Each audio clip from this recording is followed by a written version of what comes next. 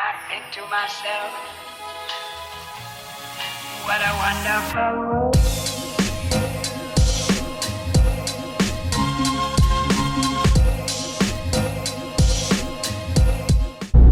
What's going on, guys? Welcome back to another video. I hope you're all keeping safe out there. I've just been to collect a new part for the Mk2. It might be a bit surprising for some of you, but I'll show you it when I'm back home and explain everything that's going to be happening to the Fiesta. I know this isn't an ST video, but I'm absolutely loving it, and yeah, I can't wait to buy some bits for it. I think the first thing I'm actually saved for is some wheels, because I don't really like the standard ones.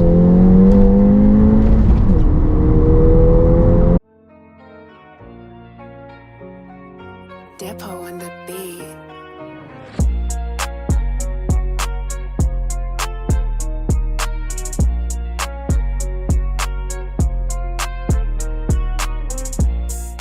So as you can see, I've purchased a offside sill for the Mk2. I haven't talked much before about the condition of the sill, but I'll be showing you in a minute. But first things first, I need to wash the Mk2 because I had been out before Christmas and it's actually filthy. So I'm going to clean it up and then I'll show you exactly why I'm changing this.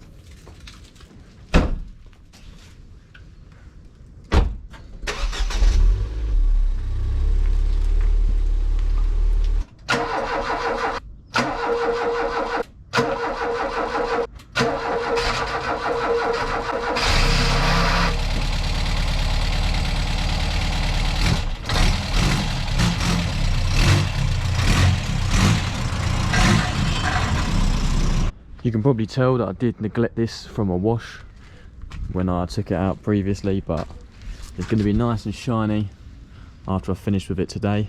I'm also going to do the underneath, so then we can have a proper look at that sill and the reason why I'm changing it.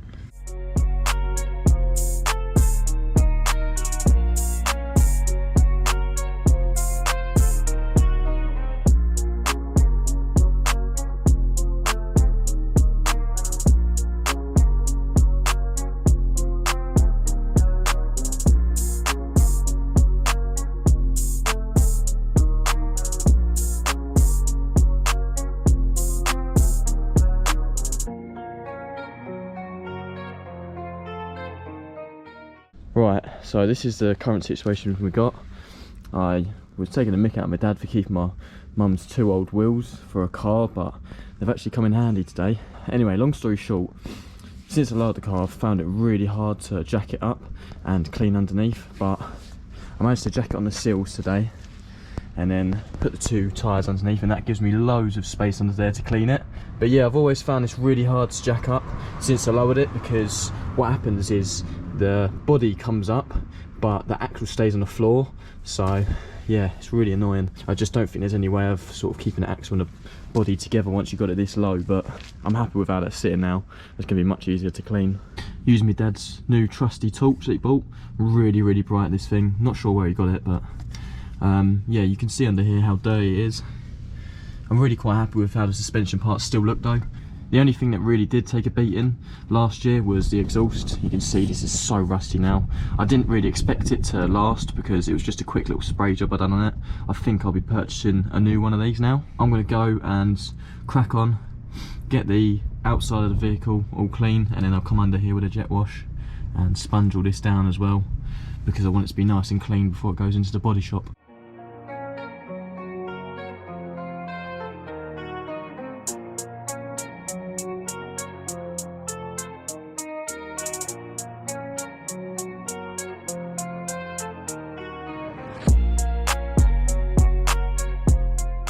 Right, I've just washed all of the exterior.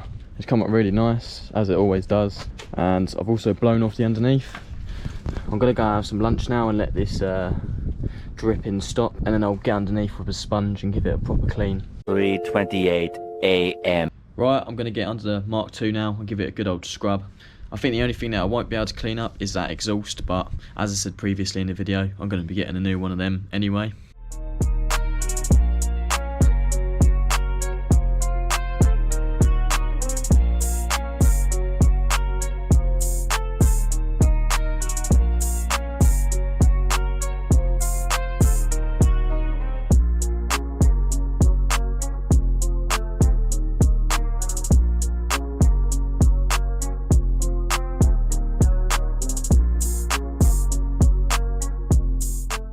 This is the first time I've really cleaned up the underside properly in about 2 or 3 months, so it's good to see that it's still holding up quite well.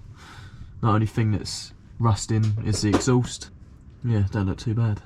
Moving on to what I started the video talking about, which is the sill. I'm going to show you why this one actually needs changing now. So yeah, it's never been a MOT failure, but it's just always looked a bit naff.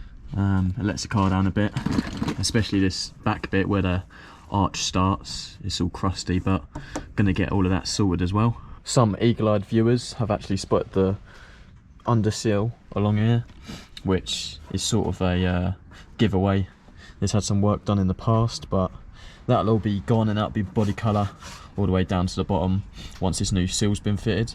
So the make of the sill, which I've purchased, is from Magnum Panels, as you can see here. You might be able to see that. But yeah, basically I bought this from eBay because they only do like a listing on their website. They don't actually sell the panels themselves, so you have to find a company that sells them. I just went on eBay and found this. It was only about £25 I think I paid for it, so yeah, really good. Obviously this isn't lined up properly and whatnot. I've just put it here for the purposes of what's going to be getting changed. So it's got this lip here, but I don't know if the bloke's going to use it or not, and you can see it comes up there, and we'll just have to do a little bit of a repair job. I just didn't fancy doing this myself because we got the Mark 1s to do a bit of welding on to practice first, and yeah, it's a bit too big for me to weld in. Plus the guy's a really good painter who painted my bumpers early last year, probably the same sort of time, about February time, and yeah, gonna get that all welded in properly.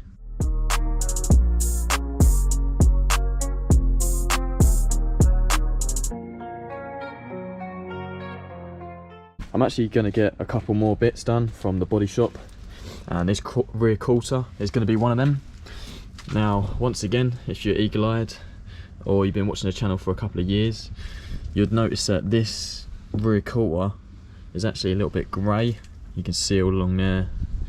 I mean, I've blended it in quite well with a DA when I machine polished it, but to me it really annoys me, and yeah, this whole section's going to be getting taken back to bare metal, any filler in it taken out, because I think there's a little bit of filler there, and yeah, painted that as well. And the last thing I've asked them to do is to get out the dents in my bonnet.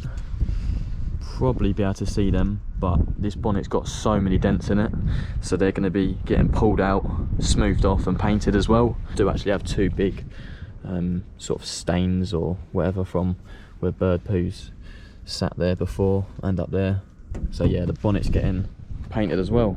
Don't just love living in Britain, so I've cleaned all of the outside of the Mark 2, dried off the underneath, and guess what, it's now raining.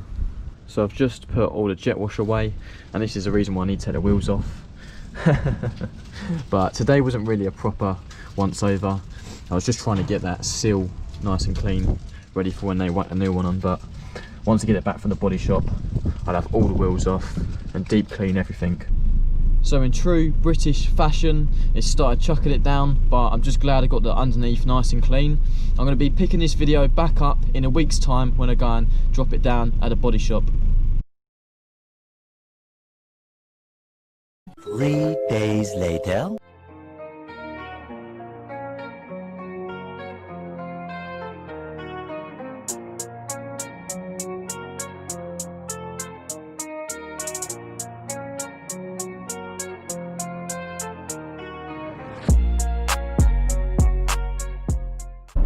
Right, so I've just dropped the Mark 2 off at the body shop.